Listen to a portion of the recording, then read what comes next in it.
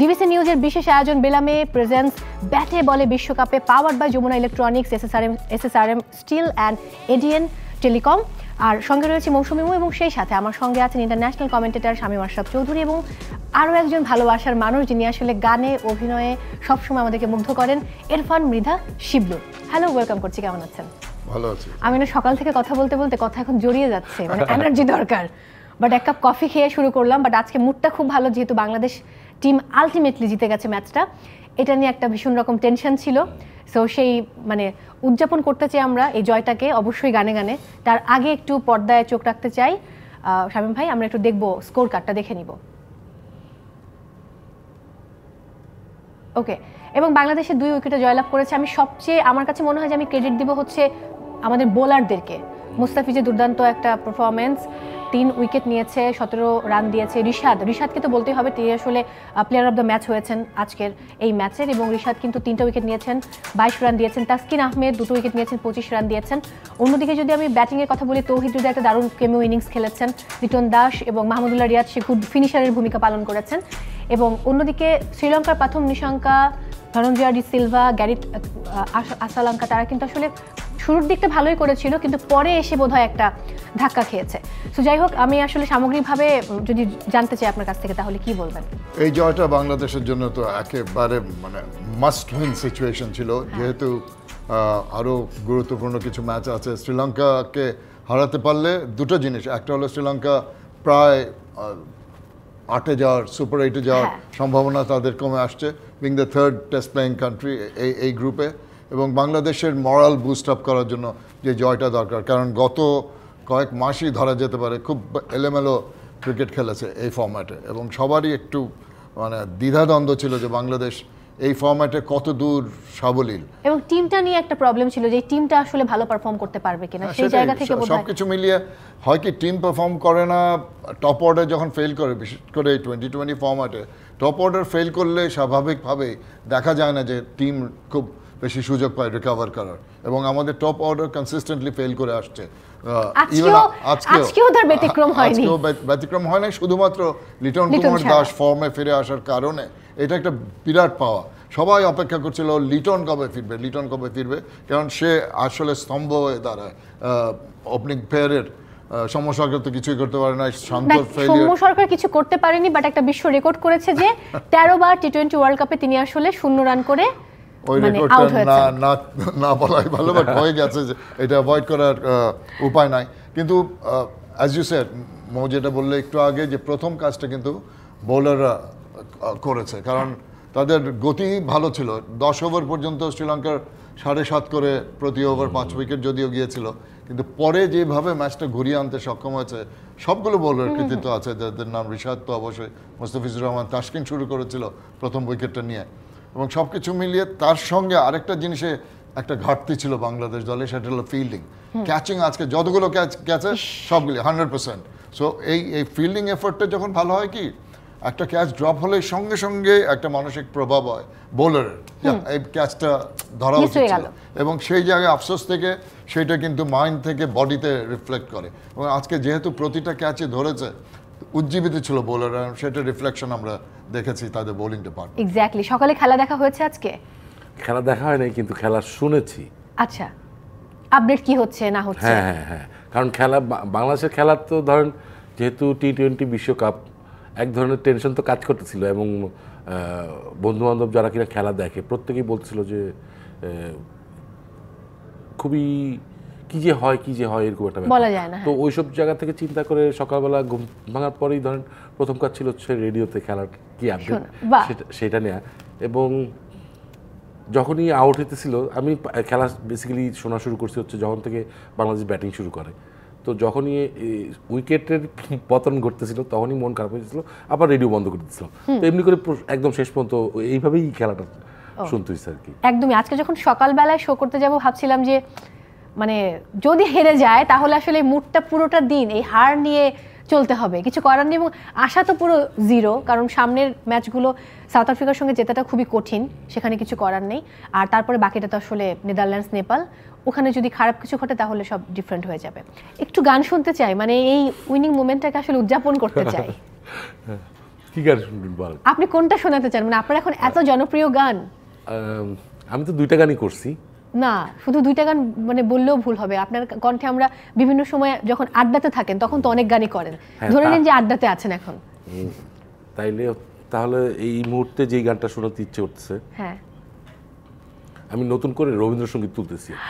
ও মাই god, তো চেষ্টা করতেছি আর কি। আপনার পাশে খুব রবীন্দ্রসঙ্গীতের একজন অনেক বড় ভক্ত বসে রয়েছেন। তো আমি জানি না আমি পারবো কিনা, অবশ্যই তবে নতুন করে আর কি আমার কাছে মনে হচ্ছে যে একটু চেষ্টা করা যেতে পারে। তো 2-1টা গান তুলছি, এর মধ্যে একটা গানের 2টা লাইন। হ্যাঁ, নিশ্চয়ই। এই যে হিয়া থর থর কাপে আজি এমন তর, এই যে হিয়া থর থর কাপে আজি এমন তর, এই বেদনা ক্ষমা করো, ক্ষমা করো, ক্ষমা করো প্রভু, পথে যদি পিছিয়ে পড়ি কভু, ক্লান্তি আমার ক্ষমা করো প্রভু। Thank you so much. মানে গানটা এই মুহূর্তে আমার সঙ্গে খুব গেছে, এবং প্রথম যেখান থেকে আপনি শুরু করলেন, প্রথম অন্তরা থেকে বোধহয়, সেখান থেকে কিন্তু বাংলাদেশ টিমের সঙ্গেও একেবারে মিলেমিশে একাকার হয়ে গেছে, কারণ হিয়ার মাঝে আসলে দুরু দুরু করে কাঁপছে, কি হবে কি হবে না এরকম একটা ব্যাপার ছিল। আমরা একটু আরেকটি ম্যাচ, আফগানিস্তান এবং নিউজিল্যান্ড, এই ম্যাচটার একটু আপডেটস দেখে নিব এই মুহূর্তে। অসাধারণ একটা ম্যাচ।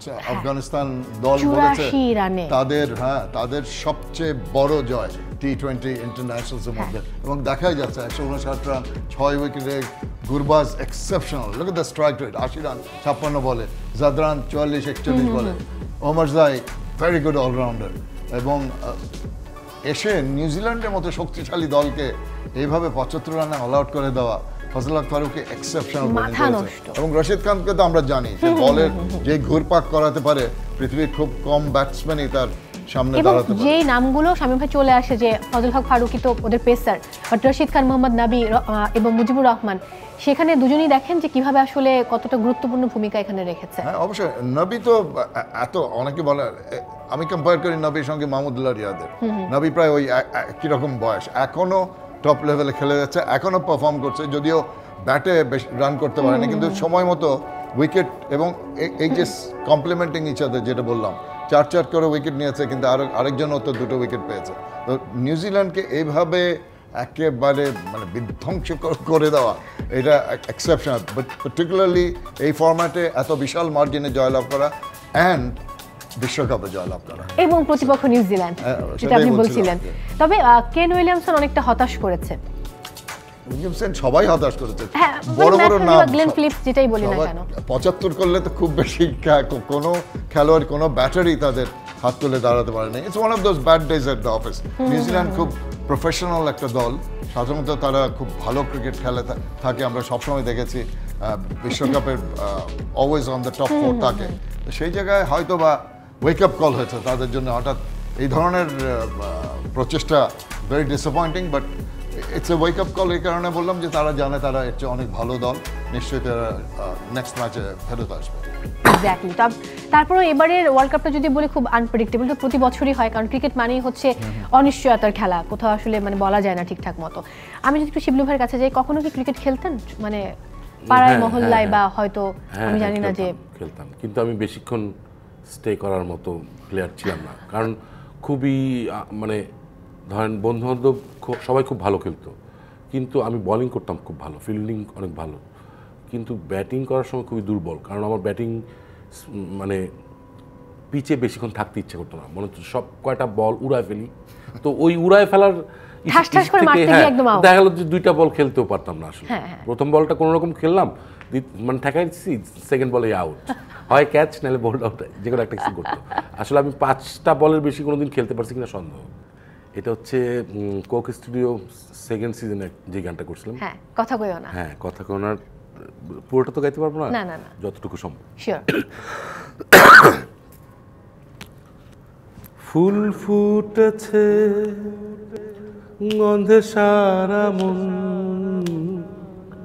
তুমি আমার কত যে আপন, দেখা না দিলে বন্ধু কথা কইও না। ফুল ফুটেছে গন্ধে সারা মন, ফুল ফুটেছে গন্ধে সারা মন, তুমি আমার কত যে আপন, দেখা না দিলে বন্ধু কথা কইও না, দেখা না দিলে বন্ধু কথা কইও না। দুর্দান্ত, এক কথায় দুর্দান্ত। Thank you so much. সামনে কোন মুভি আসছে আবার? সামনে জঙ্গলির শুটিং শেষ করে আসলাম। আর জঙ্গলি তো ঈদে মুক্তি পাবার কথা ছিল কিন্তু পাচ্ছে না। হ্যাঁ, আর এমনিতে একটার এখনো শুটিং শেষ হয় নাই, শেষ হবে কিনা আসলে বুঝতেছি না, চলতেছে শুটিং। তার মানে এই যে একটার সময় ইরফান মৃধা শিবলু যখন আসলে ক্যামেরার পেছনে কাজ করতেন, এখন মধ্যে পেছনের কাজ কমে গেছে, এখন শুধু সামনেই সময় না, দিতে আমি হয়। পেছনের এখন কাজ করছি না। এই তো ঠিক ধরেছি। হ্যাঁ, এখন টোটাল সময়টাই হচ্ছে ক্যামেরার সামনে। কোন জায়গাটা ভালো লাগে বেশি? আমি আসলে ভালো লাগা ক্যামেরার পেছনে এবং সামনে দুইটা জায়গায় ভালো লাগে, কিন্তু এখন আমি ক্যামেরার পেছনের জায়গাটা মিস করি। খুব স্বাভাবিক এটা। দুইটা তো একদমই আলাদা। একদমই। ভাই আমরা আবার তাহলে পরের ম্যাচে চলে যাই, কারণ আজকের দিনে আরো দুটো ম্যাচ রয়েছে এবং একটু পরে আসলে মুখোমুখি হবে খুবই দেখতেই পাচ্ছি নেদারল্যান্ডস এবং সাউথ আফ্রিকা। যদিও সাউথ আফ্রিকা খুব গুড একটা টিম এবং তারা খুব ভালো একটা জেলিংয়ে রয়েছে এই মুহূর্তে, কারণ একটা ম্যাচ জিতেছে তারা শ্রীলঙ্কার সাথে এবং আজকের ম্যাচটাও চাইবে নেদারল্যান্ডসকে হারিয়ে তারা জিততে। কিন্তু আছে কি কিন্তু হচ্ছে, যদিও সাউথ আফ্রিকা র্যাঙ্কিং এর দিক থেকে, শক্তিমত্তার দিক থেকে অন পেপার অনেক বেটার টিম, কিন্তু গত টি-20 বিশ্বকাপে, গত বিশ্বকাপে 50-50 বিশ্বকাপে নেদারল্যান্ডস কিন্তু সাউথ আফ্রিকাকে হারিয়েছে। So it might be 3 in a row যদি হয়। অনেক বড় বড় দলে বগি টিম থাকে যে এদের কাছে যদিও শক্তিমত্তার দিক থেকে অনেক পেছনে আছে, তারা হঠাৎ করে জ্বলে ওঠে। এবং নেদারল্যান্ডস, আর অদ্ভুত ব্যাপার হচ্ছে সাউথ আফ্রিকার যারা শ্বেতাঙ্গ খেলোয়াড় তাদের বেশিরভাগ এসছে কিন্তু নেদারল্যান্ডস থেকে। বহু বছর আগে তাদের গ্র্যান্ড প্যারেন্টস, তাদের গ্রেট গ্র্যান্ড প্যারেন্টস নেদারল্যান্ডস এবং ইংল্যান্ড থেকে তারা সেটেল ডাউন করে সাউথ আফ্রিকা, এবং সেই অরিজিন যেখানে তাদের কাছে বারবার ধরা খাচ্ছে। তো it's not going to be an easy match. আর এটা আরেকটা গুরুত্বপূর্ণ ব্যাপার আছে এই ম্যাচটায়, যে বাই চান্স যদি নেদারল্যান্ডস সাউথ আফ্রিকাকে হারায়, তারপর কিন্তু নেদারল্যান্ডসের সঙ্গে আমাদের খেলা আছে, সেটা হালকা করে নিয়ে যাবে না। সাউথ আফ্রিকাকে হারানোর ক্ষমতা যাদের আছে, বাংলাদেশকে হারানোর ক্ষমতা তো তাদের আছে। তো সেদিক থেকে বাংলাদেশ যে এই আজকের জয়টা তাদের অনেকটা এগিয়ে নিয়ে যাবে, কিন্তু কোনো দলকেই হালকা করে দেখা যাবে না। So this will play a very important role. Netherlands যদি হেরে যায় সাউথ আফ্রিকার কাছে, তাহলে বাংলাদেশের জন্য একটু আশ্বস্ত হওয়ার ব্যাপার আছে, কিন্তু যদি উল্টোটা হয় তাহলে বাংলাদেশের উপর অনেকটা আবার টেনশন, আবার প্রেসার। দুটো দলকেই তো ফেস করতে হবে বাংলাদেশের, সাউথ আফ্রিকা, নেদারল্যান্ডস এবং নেপাল। মাত্র তিনটা। যদি নেপাল আর নেদারল্যান্ডসকে হারাতে পারি, শ্রীলঙ্কাকে যেহেতু হারিয়েছে, সাউথ আফ্রিকার সঙ্গে আমরা চলে যাব সুপার 8-এ। Oh that's great. ওকে, আমরা একটু তাহলে প্লেইং 11টা দেখে নিই নেদারল্যান্ডসের সম্ভাব্য একাদশ। একটু যদি বলি, max out, he is the danger man. ওই যে 2 নম্বর যাকে দেখাচ্ছে, লম্বা চুল, ঢাকা লিগে খেলেছে, বিপিএল এ খেলেছে, তাদের দলের সঙ্গে ঢাকা এসেছে। Very very good batter. Scott Edward ওদের অধিনায়ক, বাস ডিলিট, টিম ডিলিট বলে একজন খেলোয়াড় ছিল, তার যাকে আমরা মানে ওয়ানডে বিশ্বকাপে দেখেছি খুব ভালো পারফর্ম করেছে বাস ডিলিট। অ্যাবসলিউটলি বাস ডিলিট। আর ওই যে নিদামান, এরা কিন্তু নামে অতটা ভালো না, কিন্তু কাজে ভয়ঙ্কর। ফলভান মেকেবেন এক্সেলেন্ট, আর ভিভিয়ান কিংবা নতুন একজন খেলোয়াড় পেয়েছে। সব কিছু মিলিয়ে এরা কিন্তু ওয়েল রাউন্ডেড টিম বলা যেতেই পারে নেদারল্যান্ডস। এক্স্যাক্টলি। একটু সাউথ আফ্রিকার প্লেইং 11টা আমি দেখে নিব। সাউথ আফ্রিকা নামের পরের নাম, Quinton de Kock, Reeza Hendricks, Aiden Markram, ওদের স্কিপার, ক্রিস্টান স্টাবস আইপিএল এ এবার খুব ভালো খেলেছে। Heinrich Klaasen, one of the highest, 171 strike rate তার। ডেভিড মিলার তো কিলার মিলার। তো শেষ পর্যন্ত Marco Jansen 6 foot 7 inch tall, তার হাইটটা ফ্যান্টাস্টিকলি সে ব্যবহার করতে পারে। Keshav Maharaj one of the best spinners in the world, এবং একজন ওই যে অটনিল বার্টম্যান নতুন খেলোয়াড়, তার প্রথম বলে টি20 বিশ্বকাপে একটা উইকেট নিয়েছে। সো এভরিওয়ান, কাগিজো রাবাদার সম্বন্ধে বলা যায় Nortje is one of the paciest fastest bowlers in the world.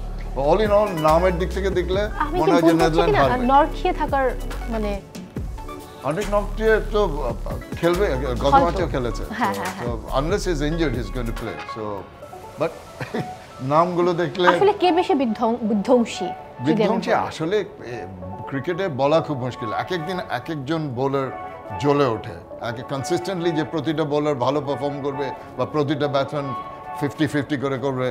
Cricket is a funny game of glorious uncertainties. আমরা তো বলি যে গৌরবময় অনিশ্চয়তার খেলা ক্রিকেট।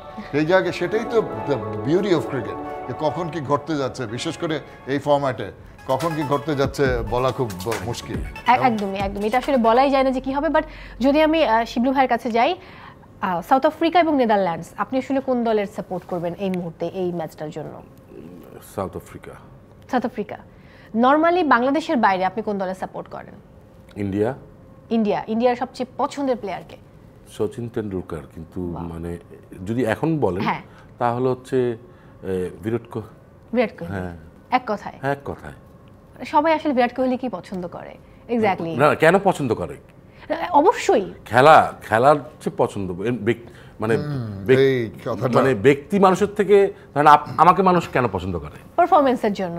একদমই সত্য। কারণ আমার নিশ্চয়ই আমার চেহারা দেখতে সাকিব খানের মতো সুন্দর না, নিশ্চয়ই খুব দেখতে খুব ওইরকম ইসেও না, কিন্তু মানুষ আমাকে পছন্দ করে আমার কাজের কারণে। তো সো আমার পছন্দটাও ওই কাজের কারণেই। খুব ভালো খেলে বিধায় আমার পছন্দ। এবং ওটা আমার কাছে মনে হয় কি যে একটা সৃষ্টিকর্তা প্রদত্ত ব্যাপারও রয়েছে। কেউ তো আসলে খুব পরিশ্রম করে শেখে, আর কারোটা হচ্ছে যে সে পরিশ্রমও করে এবং গড তাকে কিছু দিয়ে দেয়। একদম সব ক্ষেত্রেই আমার মনে হয় শুধু না, গড কিন্তু আপা আমার কাছে মনে হয় সবাইকেই দিয়ে দেয়, কিন্তু আপনার পরিশ্রম, নিজের পরিশ্রম এবং ভেতরে কি আছে ওটা জানতে হবে। একদম তো নিজের পরিশ্রমটাও অনেক হেল্প করে অ্যাচিভ করার জন্য যে কোনো কিছু। একেবারেই তাই। আমরা একটু পরের ম্যাচে যাব শামীম ভাই। খুবই হাই ভোল্টেজ ম্যাচ, অস্ট্রেলিয়া এবং England. So Australia current 50 overs champion, exactly. England current T20 world champion. দুই ওয়ার্ল্ড চ্যাম্পিয়ন হাড্ডাহাড্ডি লড়াই হবে, এবং থ্রু আউট হিস্ট্রি এটা তো বেসিক্যালি অ্যাশেজ সিরিজের কথা যেটা আমরা বলি, টেস্ট ম্যাচ সিরিজ, সবসময় এই দুই দলের মধ্যে একটা ফিয়ার্স রাইভালরি। আমরা ইন্ডিয়া পাকিস্তানের রাইভালরি বলি, হয়তো বা 1950 পর থেকে সেটা হয়েছে, কিন্তু এদের রাইভালরিটা যায় আরও 100 বছর পেছনে। তো এদের সবসময় যে কোনো ফরম্যাটে খেলা হোক, অস্ট্রেলিয়া এবং ইংল্যান্ড সবসময় একটা এক্সপেকটেশন থাকে। দুটাই ভেরি ওয়েল রাউন্ডেড দল। ওয়ার্নার তো আমরা ভালোভাবে চিনি, কেন ওয়ার্নার বাংলাদেশও খেলে গেছে। Travis head excellent, Mitchell Marsh একটু চুপচাপ ধরনের অধিনায়ক, অন্যান্য অস্ট্রেলিয়ান অধিনায়কের তুলনায় একটু লো কি, কিন্তু ভেরি ভেরি এফিশিয়েন্ট। ম্যাক্সওয়েল একটু আমি সারপ্রাইজড হয়েছি যে ম্যাক্সওয়েলের যে ফর্মটা আমরা দেখেছিলাম 50-50 ওয়ার্ল্ড কাপে, তারপরে ওই ধারাবাহিকতাটা তার ছিল না। Pat Cummins was the captain at that time. Mitchell Starc, Adam Zampa, one of the best spinners, আর হেজলউড কনসিস্টেন্ট একজন পেস বোলার। তো কি বলবো, এদের নামগুলো বললেই কিন্তু এদের কর্মকাণ্ডটা বেরিয়ে আসে। এবং এরা হয়তো একটু ডাউন হয়ে গিয়ে আবার ওখান থেকে আবার খুব দুর্দান্তভাবে কামব্যাক করে। অস্ট্রেলিয়া তো যদি 50 ওভারে যায়, তারা সেকেন্ড রাউন্ডে কোয়ালিফাই করতে পারবে কিনা সেই নিয়ে শঙ্কা ছিল। সেই জায়গাতে ended up being the world champions, so you never know. England দল কিন্তু ভালো একটা সময় যাচ্ছে তাদের, ইন দ্য সেন্স যে মাত্র রিসেন্টলি একটা পাকিস্তানকে 2-0 তারা হারিয়েছে, কিন্তু একটা প্রবলেম তাদের আছে। পাকিস্তানের সিরিজের সময় দুটা ম্যাচ এবং তাদের প্রথম ম্যাচটা স্কটল্যান্ডের সঙ্গে যেটা হয়েছিল এই বিশ্বকাপে, অল থ্রি রেইনড আউট। তিনটা ম্যাচ রিসেন্টলি তারা খেলার সৌভাগ্য হয় না। তাদের তো প্র্যাকটিসের তো একটা ব্যাপার আছে, তাদেরও শক্তিশালী একটা দল। জফরা আর্চার ইন পার্টিকুলার বহুদিন পরে ইনজুরি থেকে ফিরে আসছে এবং জয়েন করেছে ইংল্যান্ড দলে, and he'll be an important cog in the wheel England দলের জন্য। ওয়ান্স এগেইন ইংল্যান্ডের আবার একটা জিনিস তারা চিন্তিত হবে যে স্কটল্যান্ডের সাথে যে ম্যাচটা রেইন্ড অফ হয়েছিল, স্কটল্যান্ড 90 করেছিল without losing A wicket 10 ওভার্সে 9, and that is their first match, কোনো রেজাল্ট হয়নি। এবং আজকের রেজাল্ট যদি তাদের পক্ষে না যায় তাহলে একটা পয়েন্ট তো পেয়েছে, তারপর যদি পয়েন্ট না পায় তাহলে রান রেটের ব্যাপারটা আসতে পারে। তো pressure will be on England. Definitely. আমরা এবার একটু গান শুনবো, সাদা সাদা কালা কালা। আমার টক ব্যাগে প্রোডিউসার এটা শোনার জন্য একদম মানে তাদের মাথা খারাপ হয়ে যাচ্ছে। সাদা সাদা কালা কালা গানটা একদম শেষে করি। শেষে? হ্যাঁ, এখন 8টা বাজে শুনাই। হ্যাঁ ঠিক আছে, ডান ডান ডান। ও 30 টাকা কেজি মাছ বাবু পেয়ে খাবেলো, জল দিয়ে বেশি করিস না, 8টা বাজে দেরি করিস না। ও 30 টাকা কেজি মাছ বাবু পেয়ে খাবেলো, জল দিয়ে বেশি করিস না, 8টা বাজে দেরি করিস না। রূপালী মাছের মতো গরু পাহাড়ে, কালো দিঘির কালো জলে রূপের বাহারে, রূপের বাহারে, রূপের বাহারে। ও তোর ভোরের শুরু,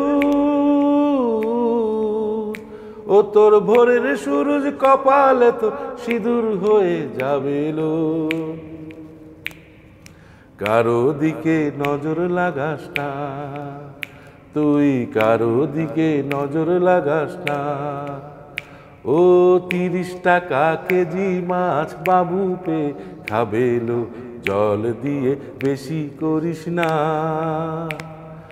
8টা বাজে দেরি করিস না।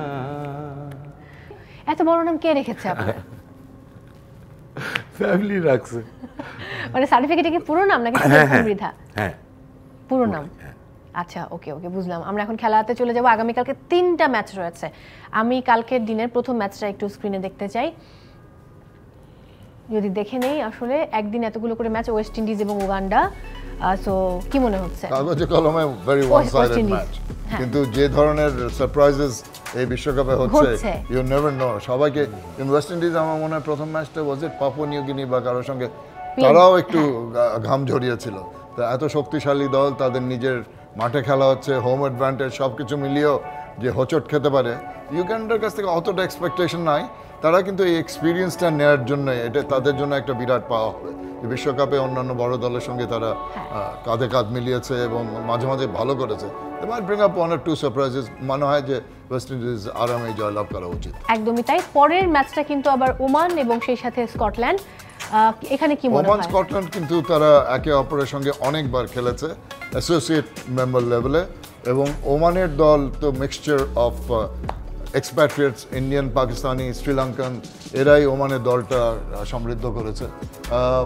কিন্তু ওমান আমি তাদের খেলা দেখেছি, বেশ কমেন্ট্রি করার সুযোগ পেয়েছি দুবাইয়ে।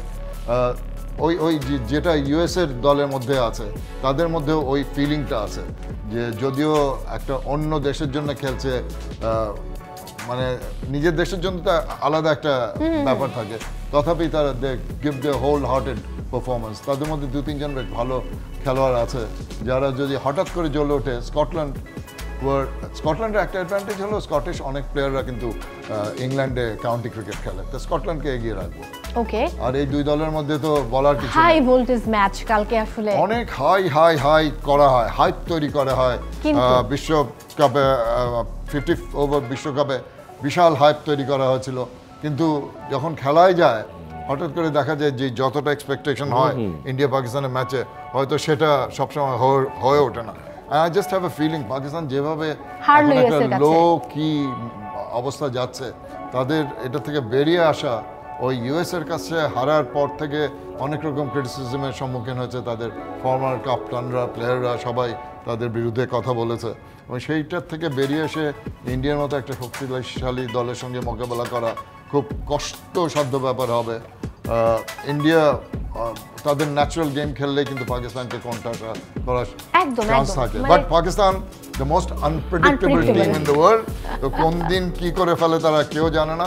দুজন জ্বলেছে, শাহিন শাহ আফ্রিদি এক্সেপশনাল বোলার, তাদের ব্যাটিং। বাবর আজম, মোহাম্মদ রেজওয়ান যদি ওপেনিং পেয়ারে ক্লিক করতে পারে তাহলে যে কোনো শক্তিশালী দলকে পরাস্ত তারা করতে পারে। আমরা একটু ইন্ডিয়ার সম্ভাব্য 10টা দেখে নিচ্ছি। রোহিত শর্মা, বিরাট কোহলি, সূর্য কুমার যাদব, শিবম দুবে, ঋষভ পান্ট, হার্দিক পান্ডিয়া, রবীন্দ্র জাদেজা, আশদীপ সিং, কুলদীপ যাদব, জসপ্রীত বুমরা এবং মোহাম্মদ সিরাজ। দুর্দান্ত একটা আশিদ সিং বাংলাদেশের সঙ্গে যে প্র্যাকটিস ম্যাচটা হয়েছিল সেই মাঠেই কিন্তু খেলা হবে নিউ ইয়র্কের ওই নাসাউ কাউন্টি ম্যাচে। কিন্তু আমি যতদূর শুনেছি এটা one of the middle peaches being used, এর আগের খেলাগুলো সাইডের পিচগুলো ব্যবহার করা হয়েছিল, একটু মিডল পিচ ব্যবহার করেছে। অনেক এক্সপেক্ট করছে যে পিচের যে ঘাটতিগুলো আছে, আইসিসি লক্ষ্য করেছে যে যেই স্ট্যান্ডার্ডের পিচ হওয়া উচিত, এর আগে কিন্তু সেই স্ট্যান্ডার্ডের পিচ দেখি নাই আমরা এই নাসা কাউন্টিতে। এই জায়গা থেকে দুই দলে একটু অ্যাপ্রিহেন্সিভ থাকবে যে পিচ কেমন প্লে করবে, এবং আউটফিল্ডটাও একটু স্লাগিশ, একটু সফট। সেই কারণে অত মাঠ যে খুব দ্রুততার সঙ্গে বাউন্ডারি লাইনে যাচ্ছে না, সেই জায়গায় খুব হাই স্কোরিং ম্যাচ আমার মনে হয় হবে না, বাট ভেরি স্ট্রং টিম। যেটা বলছিলাম, রিজওয়ান আর বাবর আজম যদি ক্লিক করতে পারে, ফখর জামান লুকস ভেরি গুড। আজম খানের টিমে অন্তর্ভুক্তিটা আমাকে খুব সারপ্রাইজ করেছে। ফর্মার উইকেট কিপার মঈন খানের ছেলে আজম খান একেবারে ব্যাটে না উইকেটে পেছনে ক্যাচ মিস করছে, তাকে খেলাবে কিনা, সেকেন্ড কোনো উইকেট কিপার আছে কিনা, নিশ্চয়ই আছে, তাকে খেলাবে হয়তো আজকে। ইফতেখার আমার চাচা বলে সবাই তাকে, কিন্তু চাচা কিন্তু মাঝে মাঝে প্রাণ বাঁচিয়ে দেয় অনেক পাকিস্তান দলের। শাহিন শাহ আফ্রিদি, হারিস রৌফ, পেসার্স। মোহাম্মদ আমির একটু ডাউটফুল, কারণ তার কনফিডেন্স লেভেলটা একটু কমে গেছে ওই সুপার ওভারে যে আজে বাজে বোলিং করেছে। সব কিছু মিলিয়ে পাকিস্তান যদি if they gel together as a team, they'll really put up a fight. দেখা যাক কি হয়, সময় বলে দেবে। Thank you so much for coming. আমরা শেষ করব গান দিয়ে, তার আগে আমি একটু বিদায় নিয়ে আসছি। দর্শক, বিদায় নিতে হচ্ছে আজকের মতো। সবাই অনেক ভালো থাকুন। আপনারা দেখছিলেন বেলামে প্রেজেন্স, ব্যাটে বলে বিশ্বকাপে, powered by Jamuna electronics, SSRM steel and ADN telecom. শেষ গান, অর্থাৎ আমাদের খুব পছন্দের সাদা সাদা কালা কালা। তুমি বন্ধু কালা পাখি, আমি যেন কি বসন্তকালে তোমায় বলতে পারিনি। তুমি বন্ধু কালা পাখি, আমি যেন কি বসন্তকালে তোমায় বলতে পারিনি। সাদা সাদা কালা কালা রং জমেছে সাদা কালা, সাদা সাদা কালা কালা রং জমেছে সাদা কালা। হইছি আমি মন পাগেলা বসন্তকালে। তুমি বন্ধু কালা পাখি, আমি যেন কি বসন্তকালে তোমায় বলতে পারিনি।